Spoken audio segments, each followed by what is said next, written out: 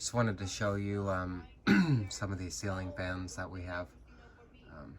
It's a ceiling fan collection. My son's gonna tell you what this one is here. What's this one here? That's an Emerson. That's an Emerson. The one right next to it, that one is the Emerson heater fan. It's an Emerson Heater. All right, what's this one? Duplex.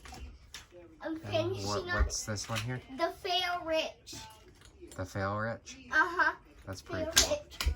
It's neat. It's like it's got a big light too. What about this one back here? This?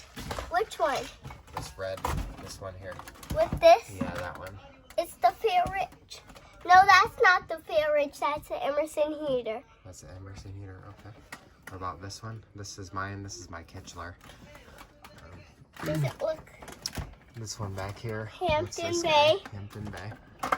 And then what are we calling this guy here? mini fan? This is just a mini fan. Mini fan too. Max wire. This one I think has some issues. Don't really want to spin right I now. don't power them on high We're gonna very have to often. figure that out. I think we're gonna have to take the motor out of it possibly. Not really sure. I don't power all of them. They're really wobbly though. This one is. I know mine is really wobbly. Fair Rich has already got. Careful.